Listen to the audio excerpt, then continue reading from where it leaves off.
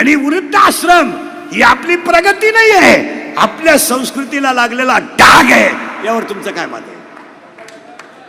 आता त्याच्या पुढे सांगा, वृद्धाश्रमात अजून शेतकऱ्याचा बाप नाही.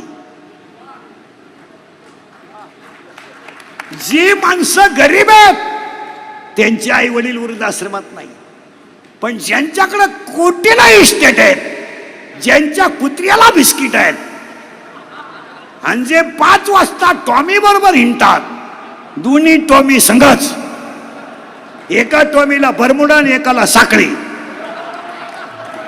दोन्ही टॉमी संघच, त्यांना विचारून बघा, तुमचे वडील दिसत नाही, वडील दिसत नाही तुम्ही, त्यांना वातावरण मॅच होत नाही आणि ते फार चिडचिड करतात. कोण? वडील. आणि आमच्या त्यांना हे सहन होत नाही.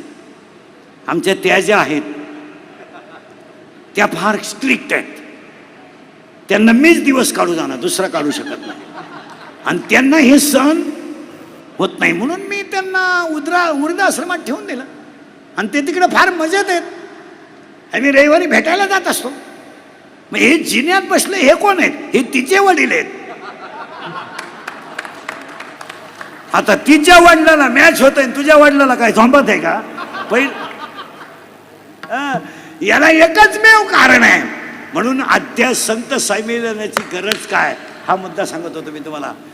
विज्ञान तुम्हाला जरूर पाहिजे, पण बसलेल्या सगळ्या माणसांना सांगतो, विज्ञानाला सुखी होण्यासाठी अध्यात्माची जोड पाहिजे. अध्यात्म जोपर्यंत तुम्ही जोडत नाहीत तोपर्यंत तुम्ही सुखी होत नाही. तुमचा असा भ्रम आहे की आम्ही सुखी आहोत, चुकीचा आहे. लोकांचा भ्रम आहे. आणि 99% लोक कशात आहेत? भ्रमात. माझे 5-6 कारखाने आहेत, 5-25 BEd कॉलेज आहेत, 5-25 DEd कॉलेज आहेत, मी गेल्यावर एवढा कारभार कोण करेल? तू जावा ही लोकांची इच्छा आहे.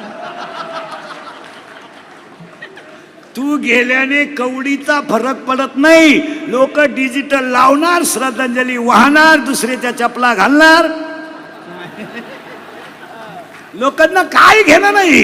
आणि आज सगळ्या लोकांना झालेला भ्रम आहे. आणि 99% जनता कशात आहे? भ्रमात. माझ्या पतसंस्था मी गेल्यावर कोण चालेल? तू जा. आणि तुम्ही गेल्यानं काही फरक पडत नाही महाराज.